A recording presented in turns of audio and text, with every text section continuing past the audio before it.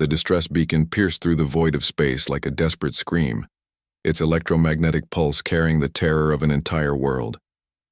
On the bridge of the rescue vessel Prometheus, Captain Elsa Martinez stared at the decoded message, scrolling across her screen, her weathered hands gripping the armrests of her command chair. "Captain?" Her communications officer, Lieutenant Helen Singh, said softly, "You need to see this." The message was simple, transmitted in broken galactic standard. "Help us, the Devourers come, we cannot fight, please anyone, help us before they consume everything." Elsa had seen plenty of distress calls in her 20 years commanding rescue operations in the Outer Rim, but this one chilled her to the bone. The Devourers were legendary, a nomadic species that swept through star systems like a plague, consuming everything organic in their path before moving on to the next world. "How long until we reach the source?" she asked. 18 hours at maximum burn, Helen replied, her dark eyes reflecting the blue glow of the navigation display. "But Captain, our orders were to evacuate the mining colony on Kepler 442b. Command won't approve a deviation for what? For saving an entire species from extinction?" Elsa stood abruptly, her voice carrying the authority that had earned her the loyalty of crews across 3 sectors. "Plot the course, Lieutenant. We're going in." The planet Zarian 7 appeared on their view screen like a jewel against the darkness. Swirling clouds of azure and green wrapped around continents that glowed with the soft phosphorescence of its native vegetation. But even from orbit, they could see the dark scars spreading across the surface where the Devourers had already begun their feast.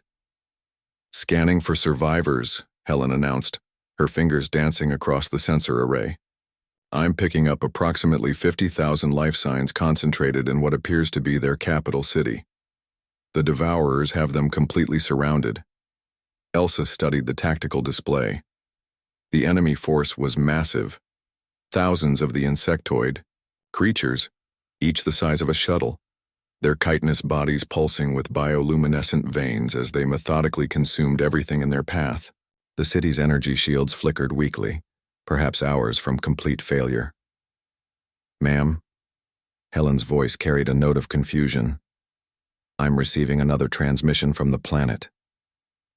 The holographic image that materialized above the communications console showed a being unlike anything in the standard xenobiology databases. Tall and graceful, with translucent skin that revealed a complex network of silver veins and eyes that seemed to hold the weight of eons. When it spoke, its voice was like wind chimes in a gentle breeze. "Unknown vessel, I'm Archon of the Luminari. We thank you for answering our call, but you must flee. Your ship is too small, your weapons insufficient. We have accepted our fate. Please carry word of our passing to the stars so that others might know we lived." Elsa exchanged glances with Helen, seeing her own determination reflected in the younger woman's eyes. "Archon Thymel, this is Captain Elsa Martinez of Earth. We didn't come here to collect stories. We came to get you out." The Luminari's ethereal features shifted in what might have been surprise. "Earth? But the Galactic Council's records show your species as a recent addition to spacefaring civilization. Surely you cannot—" "Sir," Helen interrupted, her hands flying over her console. "The city's shields just dropped to 30%. We have maybe 4 hours before they fail completely." Elsa activated the ship's internal communications. "All hands, this is the captain.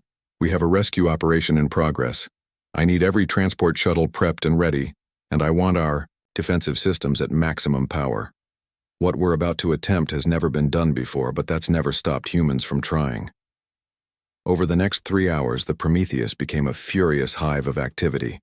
Shuttles launched in waves, each one racing through the swarm of Devourers to reach the city's landing platforms. The creatures attacked relentlessly, their acidic projectiles spattering against the shuttle's reinforced hulls. But the human pilots pushed through with a reckless courage that seemed to baffle the enemy. Helen coordinated the evacuation from the bridge while Elsa personally led the most dangerous runs in her command shuttle. The Luminari, despite their fear, proved to be incredibly organized, moving in orderly groups toward the extraction points with a discipline that impressed the human crew. "Captain?" Helen's voice crackled through the comm system as Elsa loaded another group of refugees. The Devourers are adapting their attack patterns. They're learning from our maneuvers. Then we adapt faster, Elsa replied, firing the shuttle's defensive lasers at a cluster of approaching creatures. How many more? 15,000 still in the city. At this rate, we'll never get them all before the shields fail. Elsa made a decision that would haunt her dreams and define her legend, in equal measure. Helen, I need you to do something that goes against every regulation in the manual. What do you need, Captain? Take the Prometheus into the atmosphere. Use the ship's main reactor to boost the city's shield grid. The silence that followed was deafening. Finally, Helen's voice came back steady despite the magnitude of what was being asked. Ma'am, that will leave the reactor critically unstable. If we overload, we'll buy these people the time they need. Do it.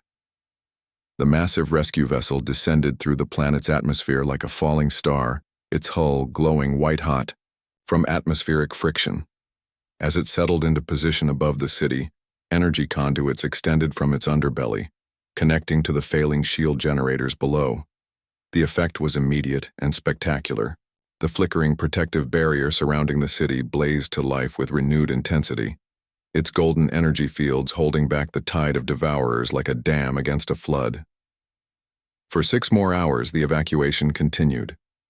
Human pilots, their faces streaked with sweat and determination, ferried load after load of luminari to safety aboard the transport ships that had answered Elsa's emergency call. Engineers worked frantically to keep the overloaded reactor stable, while the ship's weapons systems held off increasingly desperate Devourer attacks. When the last shuttle launched with the final group of survivors, the Prometheus's reactor was at 340% normal output and climbing. Alarms wailed throughout the ship as Helen initiated emergency protocols. All ships, this is Prometheus, Elsa broadcast to the small fleet of rescue vessels now carrying 50,000 Luminari refugees. Execute jump protocol in 60 seconds. Captain, Helen said quietly, the reactor won't last another minute. We need to evacuate. Elsa looked at her young officer, brilliant, brave, and utterly loyal. The ship won't make it through a jump with the reactor this unstable. Someone needs to stay behind to ensure the others escape. Helen's response was immediate and uncompromising. Then we both stay. Lieutenant, that's an order. With respect, ma'am, I'm not leaving you behind. We're Earth's monsters, remember? We do impossible things.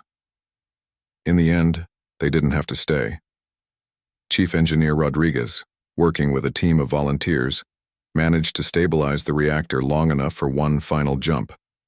The Prometheus emerged from hyperspace on the edge of the Xerion system, just as its reactor finally surrendered to the inevitable, the ship going dark as emergency power kicked in.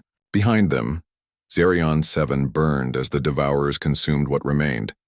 But 50,000 Luminari lived to tell the tale of the day Earth's monsters answered their call for help.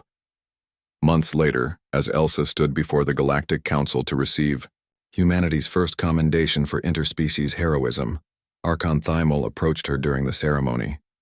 Captain Martinez, the ancient being said, his silver eyes bright with something that might have been wonder. We called to the stars for salvation, expecting perhaps angels to answer. Instead, you came, creatures of flesh and fury, beautiful, in your terrible determination to protect strangers. Tell me, what drives your species to such acts? Elsa smiled, thinking of Helen and the crew of the Prometheus, of the thousands of human pilots who had risked everything for people they'd never met. We're not monsters, Archon.